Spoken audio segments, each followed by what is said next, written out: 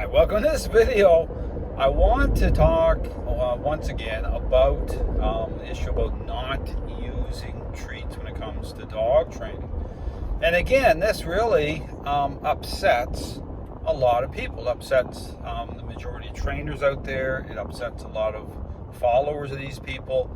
It just upsets people in general. Because again, when you say don't use treats, or right away, right, that changes everything.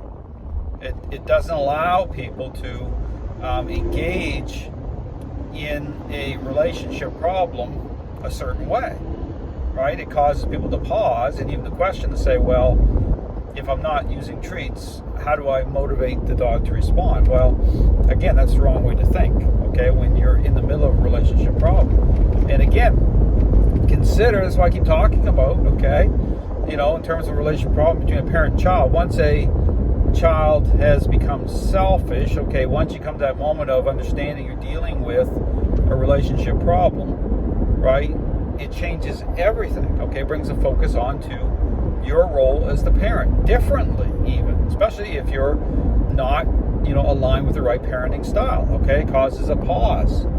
But again, that pause, okay, is that moment when you're saying, okay, what am I dealing with? What is the process? You know, what creates change? Your role. Okay, it's going to shine the spotlight on your role differently.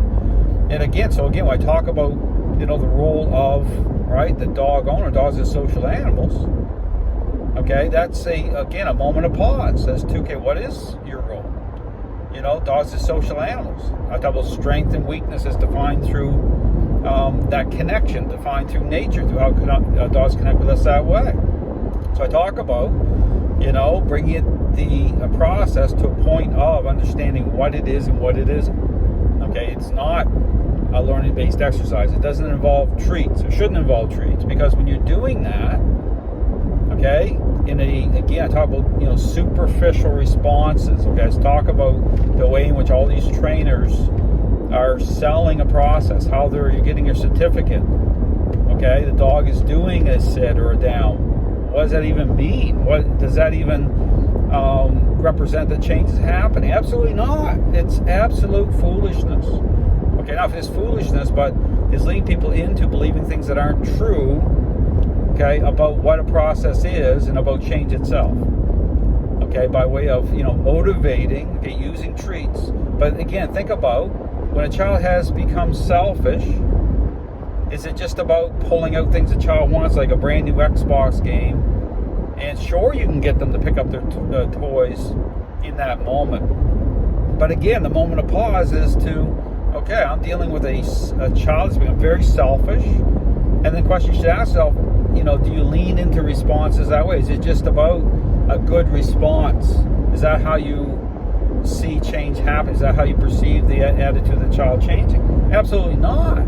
Because if you do that, what's going to happen? Yeah, you can get some good responses going on, but it doesn't mean the child's attitudes change, because it's about depth of relationship. It's about your role. It's about getting to the heart of the problem in terms of, again, just like your role being a parent, how you're engaged, how you're dialed into the fact of what you're dealing with, then interacting with the child, getting in their airspace differently. You know, boundaries, structure, but then interaction based. So again, when you keep up in this thing about interacting with, okay, think about demand. I use those examples of take the garbage out because you're the parent. Pick the toys up, okay, because this is your room. Take responsibility. You know, you're the parent. You're gonna do it because that's a reasonable demand. But think about the selfish child. What's going to happen where it's not something involved, like they're going to get something in return? They're going to get upset about it.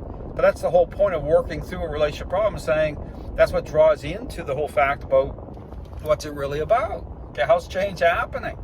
You know, child's attitude starts to clean up, right? Because they're like, hey, because you come into this type of, you know, understanding of, you know, both your role as a parent, but their role as the child. It is a type of social contract, okay? But it's about, you know, talk about love. You talk about because you're doing because you do care. You want your child to grow up with the right attitude about, you know, other people, about their environment, about you as a parent. It's good respect. It's not meant to be bad respect. But understand the dog training world's got so twisted up with this idea of things, and everyone's bought into what I call the big lie, And because if there's money to be made, it's understand something here. What these trainers are doing, they're exploiting people's emotional state. Okay, they're exploiting why people are in the mess in the first place. They're leading people to believe in that you can trust those superficial responses that way, using treats and everything. You can trust that because it's going to look really good in the half an hour you're doing in the training environment, and they're going to take your money and there's no refunds. Okay, understand that they're going to blame the dog because there's so many trainers doing this. Whether they identify as balanced dog trainers, force-free trainers, all you have to understand is when you see a trainer with treats in their hand, run the other way. That's my advice to anyone out there. You see a trainer using treats or using something to motivate a response that way, when you're dealing with behavioral issues, run the other way. Do not buy into it. It's basically a scam. Okay, it's really what it is. Okay, and they're going to scam you out of your money. They're going to scam you out of your time. They're going to scam you out of a better relationship with your dog. These trainers do not really care about dogs. I don't care what they say on social media, because it's impossible to say that and then do what I'm saying they're doing. That sets up a major problem where dogs get blamed, dogs end up being destroyed, given up on, people are still in a mess, they can't get out of it, all of that stuff. It's all just collateral damage of this bribery based approach, because that's what it is. Thanks for watching.